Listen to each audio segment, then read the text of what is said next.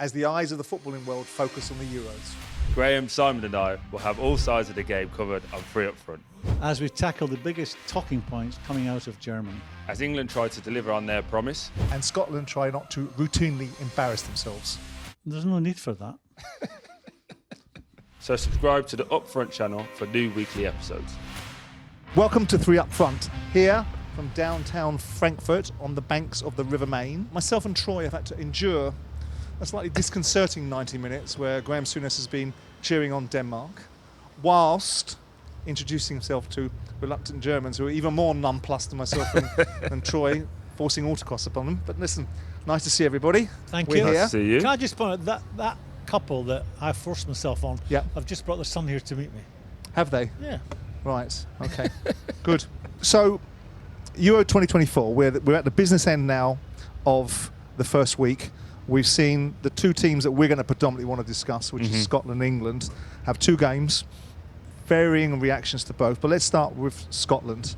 Graeme, obviously off the back of that mauling that we got, or you guys got from Germany, what's your response to the... Why are you chuckling? I've just waited to hear what you've got to say. All right, we got beat. We got whipped. We pulled the bones out of that, haven't we? But obviously you've now bounced back slightly and gone through a period of redemption and got a result against the Swiss, which is better. What was better about it? Well, for a start, they were aggressive. You can't play professional football unless you have a high degree of aggression. And for me, in that first game against Germany, just accepted the situation. It wasn't going to be our night. They never made a fight of it, and that's not the British way. It's not the Scottish way. You know, we're a nation that prides itself on being, we'll stand up and be counted. And that night we didn't. And then against Switzerland, we were a very different team. I don't think there was a great deal of quality on show from either side, but we fought. We fought, and that's as much as you can ask for, given at this time, given what they were coming on the back of. It was a miserable night in Munich. The other night was a lot better. I thought Billy Gilmore was very good. I know he didn't get we haven't got a full game out of him for Scotland yet, but he's a bit more technically gifted. Would say with the ball he's better. He keeps it. He appreciates the position a bit more. I know Graeme can talk to midfield positions better than me, but I thought they stepped up. They stopped talking. They did what they said they were going to do, which was come here and show what Scotland are all about and make the Scottish people proud. And I thought I've been fortunate enough to travel twice now. Been on the flight with a lot of Scots people. They're very disappointed with what they've seen. Graeme, they wanted more. I think we showed courage is too strong a word. That's for another world, not just football. But they were aggressive. They were everything they weren't against the German team in the first game. But in saying that, I come back to it. There wasn't a great deal of quality on show from either side. It was a bit scrappy, but we fought, and that's a starting point. And they've now got that criticism that they had from the first game off their back to a certain extent, where they just didn't turn up. So in this game, I think they've got a bit of credibility back. It's a very tough game to go against Germany. First game, opening night.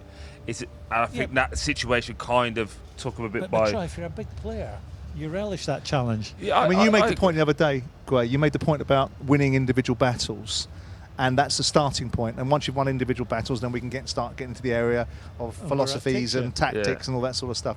Do you think that more so in this game that Scotland won their individual battles? 100%. If you break football down, you can go out with all the tactics you want, but unless you actually have the ball, none of that applies.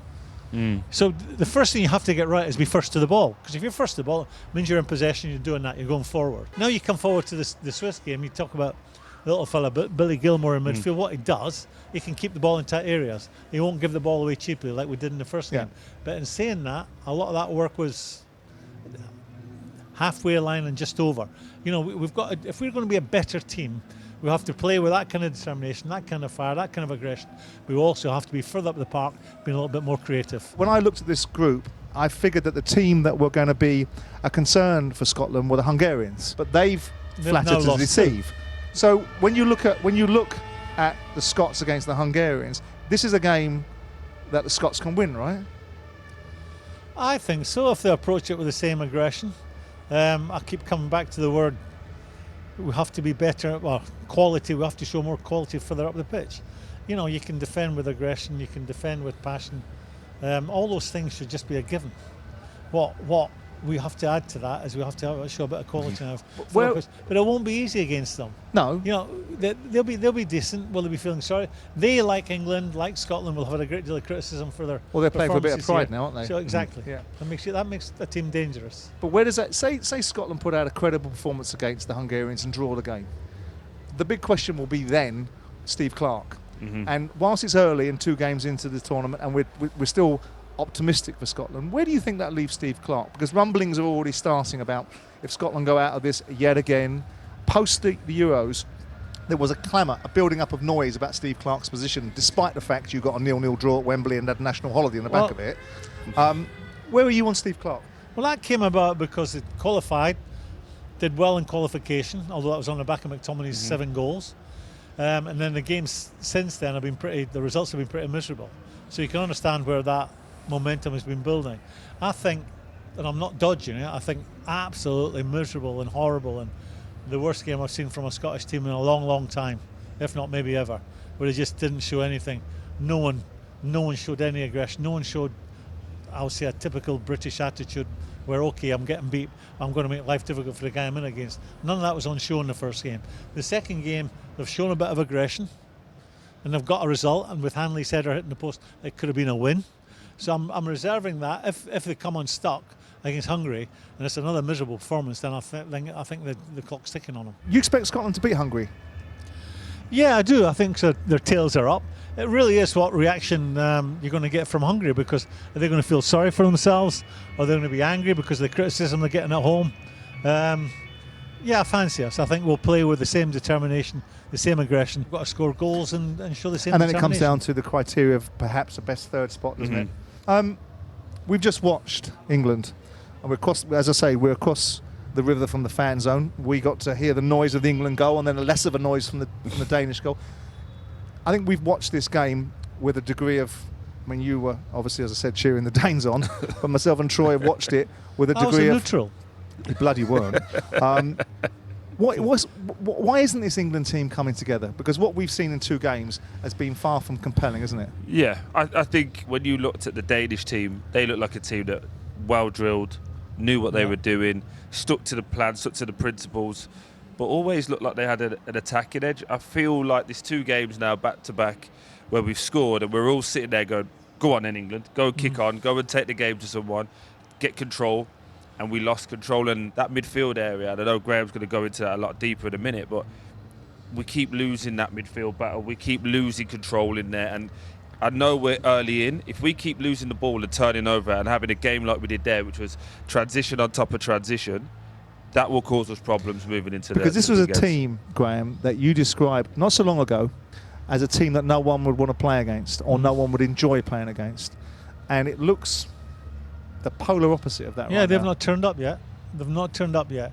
We're talking about midfield. Midfield, if that's not right, it impacts both what's in front of you and defensively. A midfield player has to be a bit of everything. He has to be creative, and he also has to have a defensive head on at the right times. And I would suggest that Declan Rice and Trent Alexander are not a pair, and I would put the majority of their problems down to that. Because if you're not winning it in there and you're not making clever passes from there, Harry Kane, another Saka and Phil Foden throughout the pitch will not be getting the kind of service that they require. And again, if they're not doing the job defensively in terms of constantly putting the ball under pressure, making the opposition make passes they don't want to make, whether it's overhit, wrong places or negative passes, then you're vulnerable. You're vulnerable. Just a question on that. Is it too easy for us to say Trent's the problem? Because when we've dropped Conor Gallagher in, we haven't exactly taken over midfield. We haven't looked miles better. Is that too easy for me to say it's Trent's fault? If you go back to England's story, Calvin Phillips was one of the first names on the team sheet along with Declan Rice. So he always had his two 16 midfield players there. And you know, Calvin Phillips has had a difficult 12 months, so he's no longer here. And he's searching for someone to do that kind of job for him.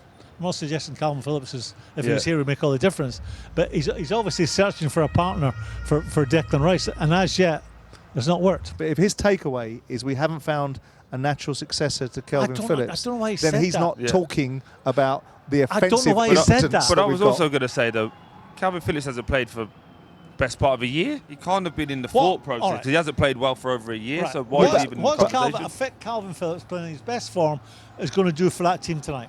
But that's It'll what make you less said. vulnerable. Of course. It won't make you play more football. Absolutely. Yeah. I agree. Won't make you more threatening. Well, that's my point. Are we saying that we've reached the common denominator? That if we haven't got a Calvin Phillips type, we can't. No, I totally understand that part. I just look at it from a probably totally different lens and say, like, well, in the squad selection process, we knew we didn't have that. So our best alternative was to put a natural right back into midfield and tell the rest of our midfielders, this is the guy that's going to fill the gap. And therein lies the conundrum for us. But we've seen 2 games, okay? We've scored in both games early. Mm-hmm. We've seen 60 minutes of what we all described as quite poor against the Serbians. We've probably seen 45 to 50 minutes, and maybe even 60 minutes of a second game where it hasn't been that great either. Mm-hmm. I mean, the Danes gifted us the first goal. Yeah. So is that telling us a story about the one-paced management of Southgate, or his inability to adapt? Because it doesn't seem that we've got that pivot in us to be able to change when we're looking at things. All 3 of us are looking at it going, this isn't very good, this isn't working, that's not looking very good. Foden was better in this game. Yeah. But overall, we've seen 2 games where there's been nothing that's taken us out of our seats. Yeah. You see, when we watch these players week in, week out, one of the things you have to be if you're a top player, and they are top players, you have to be consistent. So most weekends we're watching Phil Foden, Harry Kane, Saka, whoever it is, Eze, Cole Palmer, Jared Bowen, whoever it is, be fabulous, or bordering on being fabulous. And they've turned up for 2 games and not been at it. Now, the players themselves will be scratching their head wondering why that's the case. The manager will be scratching his head why that's the case. And the supporters will. And it's the manager's job to come up with something to get them back to playing at a level where they do every weekend at home. No, they look disjointed. The Danes look like a team. They look disjointed, and you're looking at the players they're playing against. They're no strangers. They're not going against players that are worldies. That's a very functional Danish team who were better than England for large parts of that game tonight. That's a great point you've just said there. It's a functional team. I think we need to make a decision on what is our best functional team. We're getting a lot of really good players in. So played Trent in midfield, which we all would agree is not his best position. He looks a little bit out of his depth in that role at this level. So why not go and make a decision to put our best functional player in to get the rest of We're not going to win the Euros group? by being functional, are we? But we're not going to be doing it. I feel like we've got into this time warp of this is the Scholes, Lampard, Gerrard thing again, where we're trying to find the best midfield and playing people in out of different positions to make it work to get the best names on the pitch. I now think it's time to just say, Jude, you're Declan's partner. Mm-hmm. Get players playing in their favourite positions, so you're not. What you can't do as a manager is give players an excuse. But I'm playing out of position. Yeah. Get Foden more central. Maybe get Anthony Gordon on. Maybe a time to give Cole Palmer a position somewhere. But I think right now, what we've seen from England in 2 games. The first game, good for half an hour, and tonight for 90 minutes they huffed and puffed against a very functional Danish team.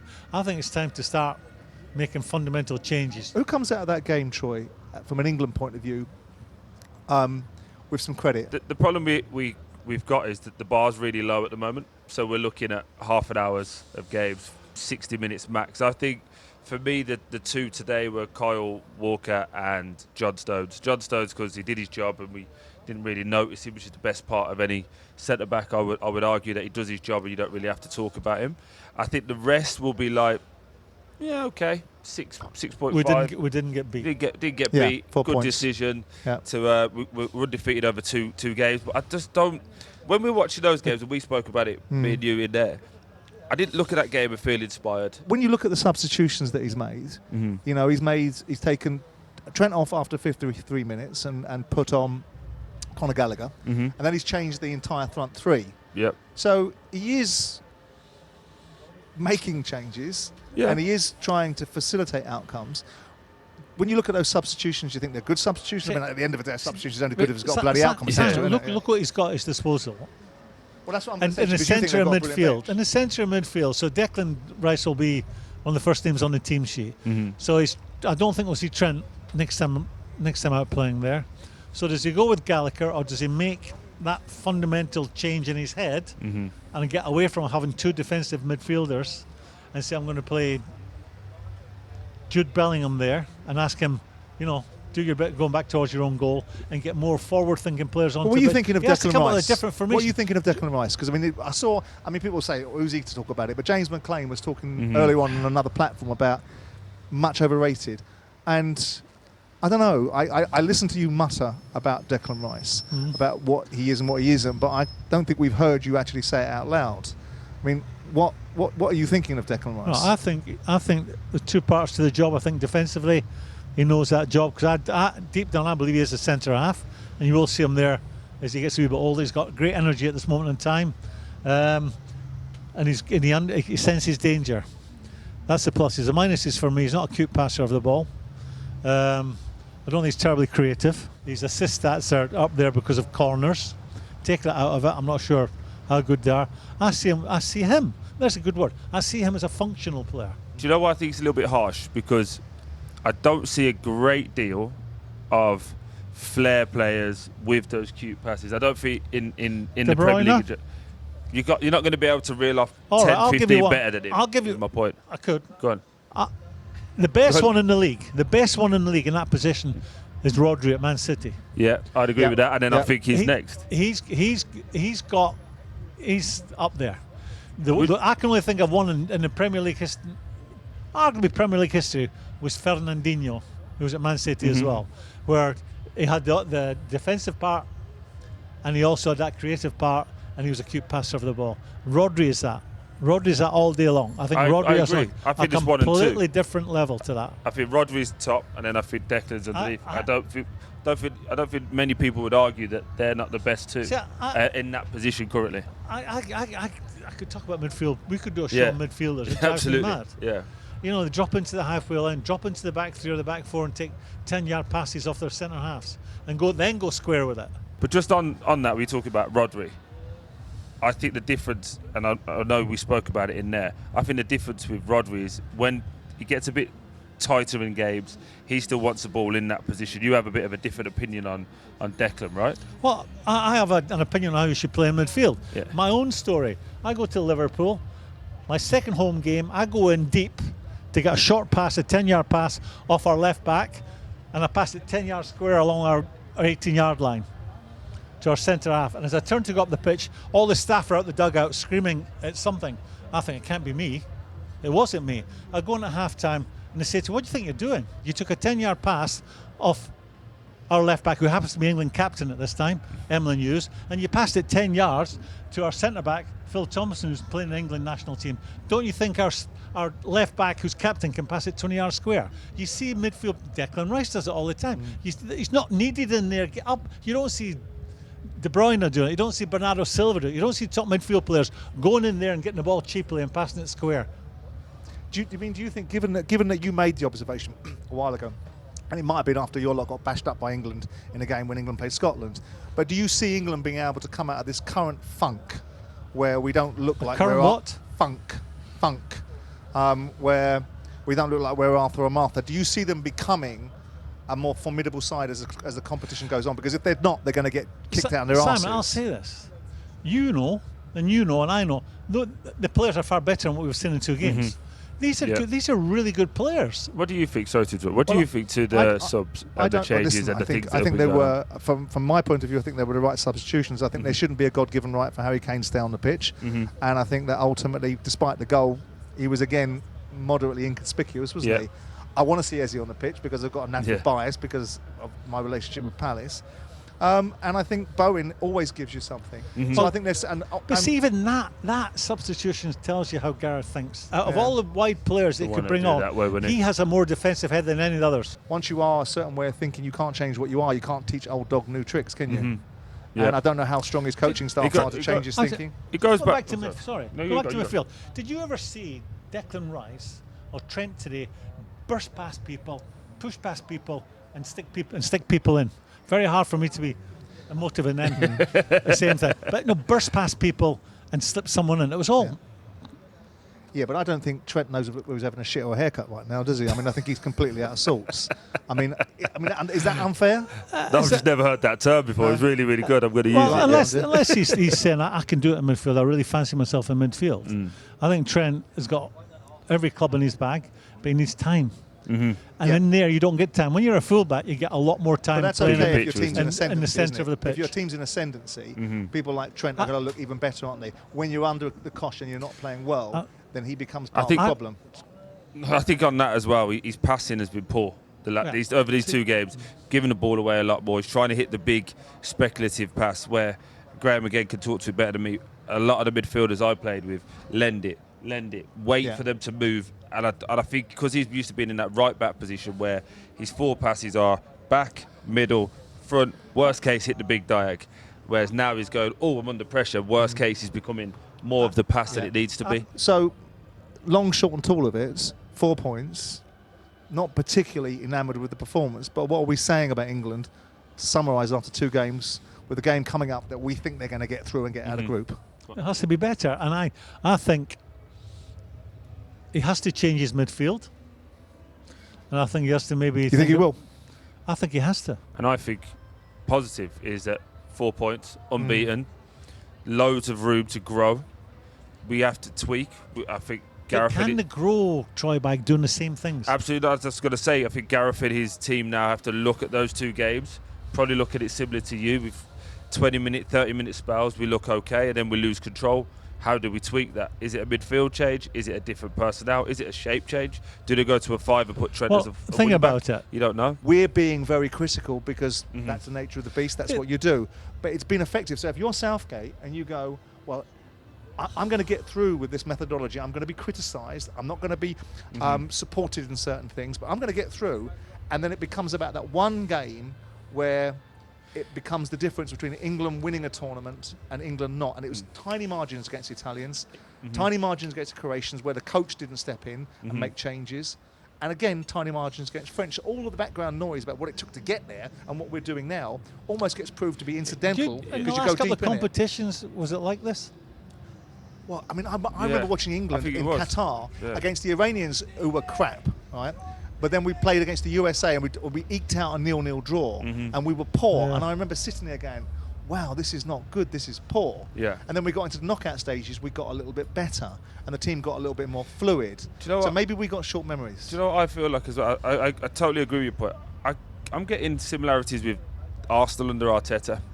Like we're making little steps. We are getting closer. We feel like we're getting closer. The squad's getting better. But none of us are sitting here going, we're going to get over the line. No. And that's where Well, you can't when you're watching that in the group stages, can you? You can't turn around and say, wow, that's compelling. Look, we'll see. They think I'm not up to the job and they want me. They're going out to try and find my replacement. That would upset me greatly. I'd tell them to. Yeah, but you'd have to get over it. For me. That's you as an owner. I'm telling you as a manager, any manager worth his salt would walk away. The FA Cup, you can say they won, but you cannot turn around and say that was a dominant performance with a style of play that is now we're going to move forward. So I think the way they've handled it is going, we know there's a big old mess here and we've got to sort out all these other things. The manager is okay. You're an owner. I understand. You're an owner. And you're faced with that dilemma at the end of the season. Yeah. Would you have ever contemplated the thought in your head for a nanosecond, if we go down the road that Man United have gone down, how will that be viewed in the dressing room by the players? No. Would that have crossed your mind? Not in the slightest, because you're the last of my concerns, because my champion is the manager. If a manager can't manage you, then I damn sure can't, right? Whilst we're neck deep in the Euros, the football world still turns. So let's pivot off into something else. Man United are never far from the headlines. And we've seen in the last week the ultimate outcome of this so-called review that they were having about Ten Hag. And they've returned to Ten Hag. I don't think it's the right decision. I think I've seen all I need to see from Ten Hag over the last 2 years.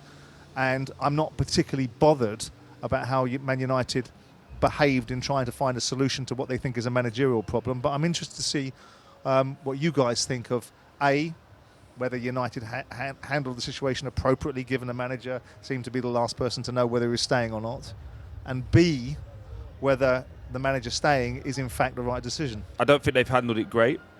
I don't think it was a decision that was made Why don't lightly. you think they've handled it great? Because all the talk before was about get through this FA Cup and then we'll make a decision. Get through this review, then we'll make the decision. Which is what they did. But they've done all of those things, and the review hasn't been great. The FA Cup, you can say they won, but you cannot turn around and say that was a dominant performance with a style of play that is now we're going to move forward.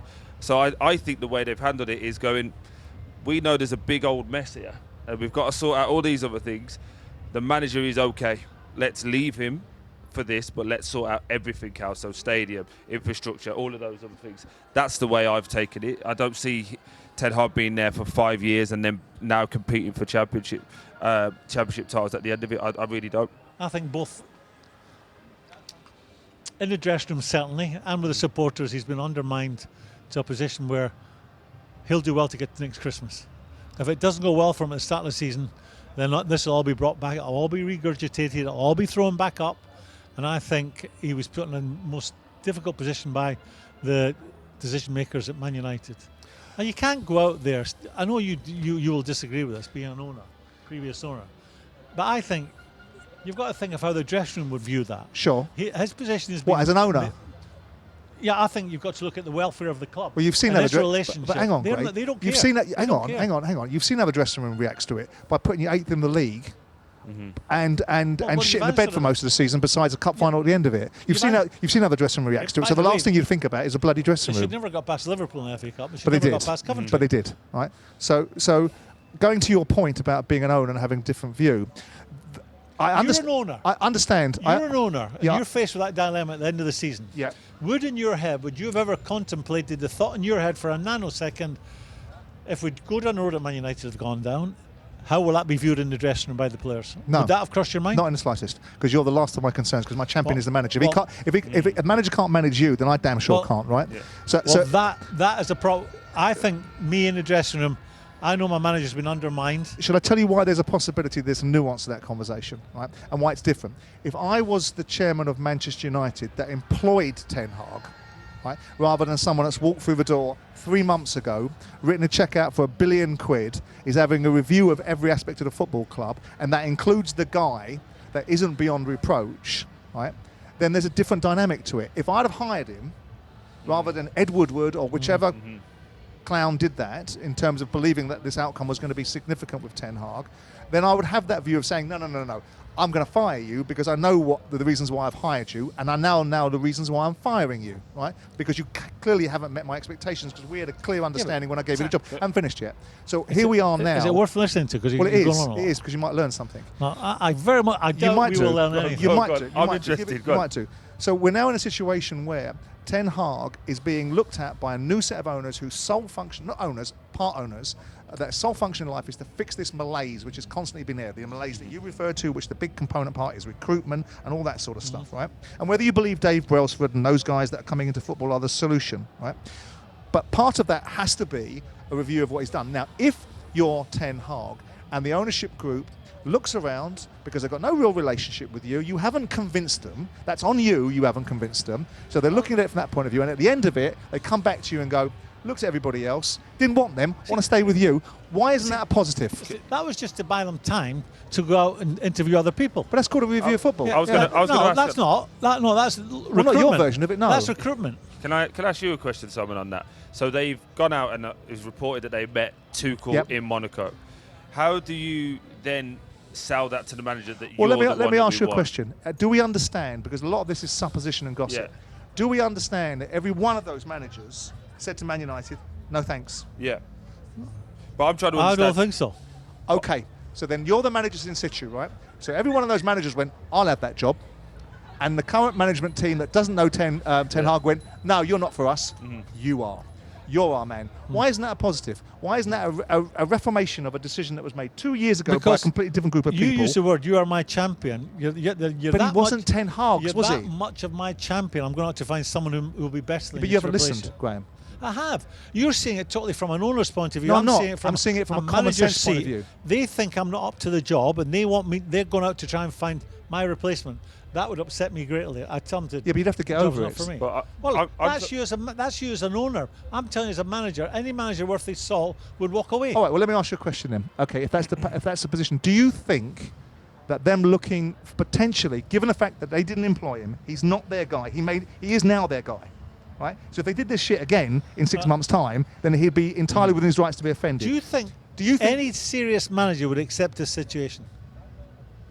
Based upon his performance? No, I'm asking you. Any serious manager, any big football club would accept this situation. Right. Do you think that he's done a job good enough? No, answer that question. No, because I'm going to answer it. I'm going to answer it with a caveated answer. Do you think he's done a good enough job that his position isn't questionable? Well, just sack him then. I just think that the reasons why Ten Hag is in the car is because for 2 years he's potentially put himself there. I think the flip side of the equation is there, which is these guys have looked at it, going around and gone, nah, actually, you're the best of what's out there, so we'll stay with what we got, and actually here's a new contract for you. I just think if you feel that it's in the club's best interest to go and interview other people for the manager's job, then you as a manager, they don't fancy me. I don't think you have any serious manager in Premier League except what he's accepting. Except a proper grown-up that accepts that ultimately that they are part of the reasons why the review's happening. Mm-hmm. Because if they'd finished in the top 4, Graham, right, and won the FA Cup, and they did this, you'd be saying, well, hold on a minute, you lot, that's not right. But you finished 8th.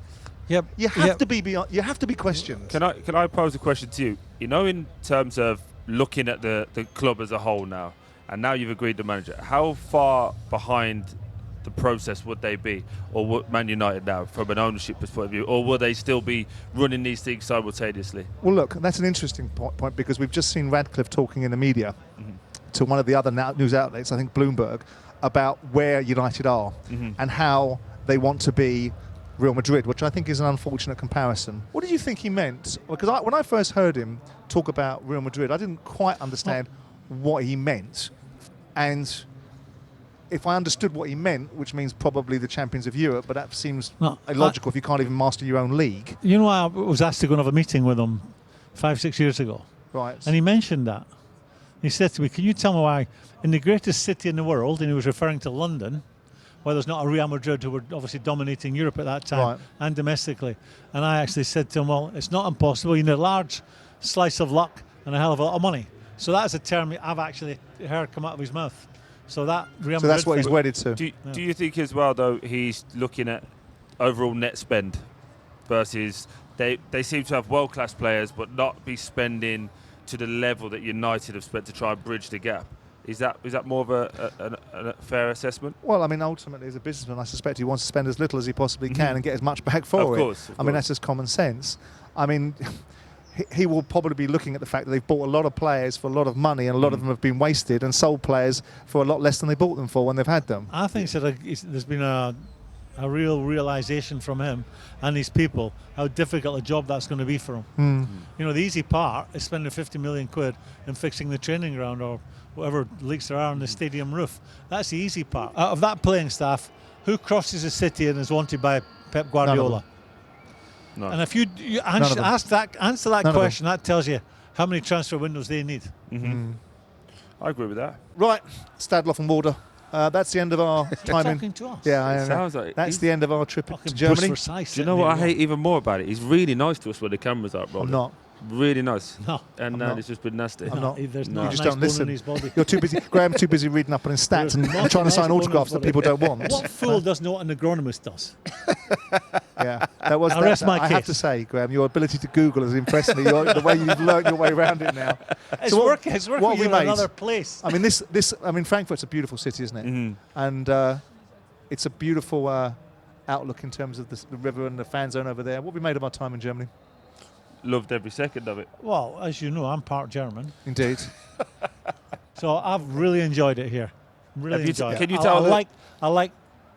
I like Germany very, very much. Things work here. Can you tell the listeners about how you got us here today by talking to the donut man? I was in German. Yeah, I hit him with a bit of German because we had a problem getting out of our hotel. We couldn't find the exit. He actually got the sat nav going, didn't you, to get out of the hotel. We're not doing ourselves any favours because Simon beat us here as well. But you did speak a little bit of German. Guys out here, you've had a bit of strudel. How do you say strudel? That's actually Austrian, but Apfelstrudel. You didn't know that, Souness, because you asked them for a strudel before, so don't start your nonsense. Used to feed me all the time. Right. No, it's been brilliant. Well, that's it from Germany. Back to Blighty. This has been 3 Up Front, brought to you by William Hill. Subscribe to the channel for weekly episodes. 18 plus, please gamble responsibly.